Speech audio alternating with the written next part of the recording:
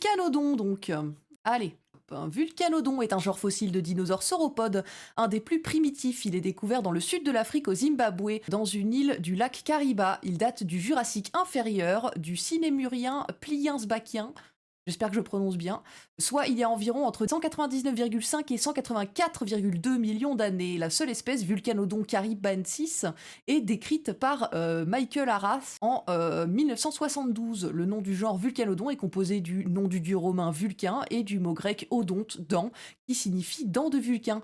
Il rappelle ainsi que les fossiles ont été découverts dans un banc de grès éolien pris en sandwich entre deux coulées de lave. Le nom d'espèce Caribensis fait référence au lac Kariba où le fossile a été découvert. Vulcanodon est un sauropode de petite taille. Il est connu par le squelette partiel en partie altéré d'un seul spécimen. Le crâne n'a pas été retrouvé. Son fémur mesure 1,10 mètres de long. Quand même. Ses pattes avant rappellent celles des sauropodes plus évolués avec une stature droite et une forme gracile. L'extrémité de son cubitus au niveau du coude a une forme en V. Et voici une échelle. Voilà. Donc gros pépère, mais pas trop quoi, quand même. On a vu des plus gros pépères. C'est reparti.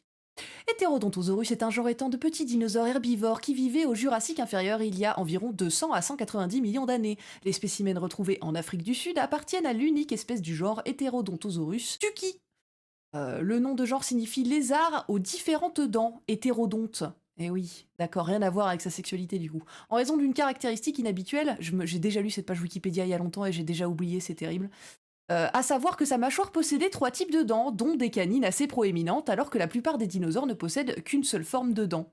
Sa petite taille, comprise entre environ 1,2 et 1,75 mètres, en fait pourtant l'un des plus grands représentants de sa famille, les Heterodontosauridés.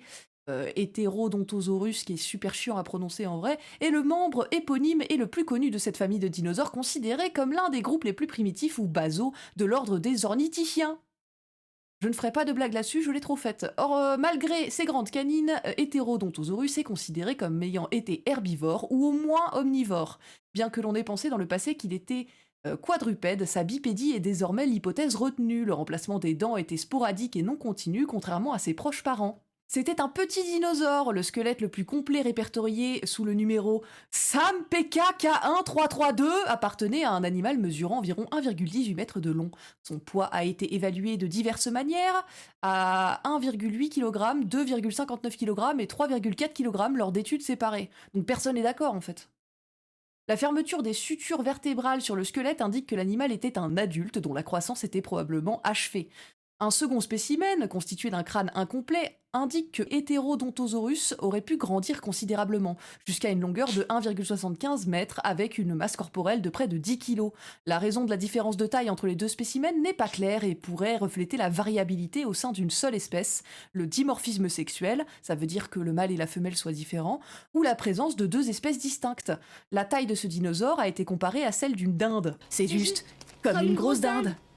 Mamenchisaurus est un genre fossile de grands dinosaures sauropodes au cou extrêmement long, représentant la moitié de la longueur de l'animal. Il est connu par de nombreuses espèces qui ont vécu jusqu'au Jurassique supérieur, dans ce qui est maintenant la Chine. Mamenchisaurus signifie lézard mamenchi, ça m'aide pas des masses. Il était prévu de nommer ce dinosaure d'après le nom du lieu où il a été découvert, un site de construction près de Mamingji. Cependant, après une faute d'accentuation de Young, le nom Mamingji, ruisseau du cheval hennissant, a été transformé en Mamenji, ruisseau du cheval porte. Le fait que le premier fossile de Mamenchisaurus ait été excavé d'un site de construction fit que Young nomma la première espèce Mamenchisaurus constructus. Ouais. Non mais c'est cool. Le premier Mamenchisaurus a été découvert en 1952 lors de la construction d'une autoroute dans le Sichuan en Chine.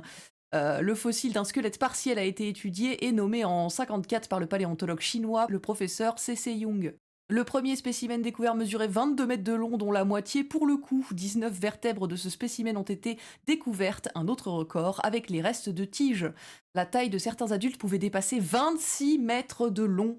En 1972, une deuxième espèce de Mamenchisaurus a été mise à jour avec un cou de plus de 9,30 mètres, alors considéré comme le plus long chez les dinosaures après Supersaurus et Sauroposéidon. Mais qui les nomme? Qui les nomme? Un spécimen de Mamenchisaurus Ochuanzis est exposé au musée d'histoire naturelle de Shanghai. Je ne vais pas vous faire toute la page, mais voilà. Hein,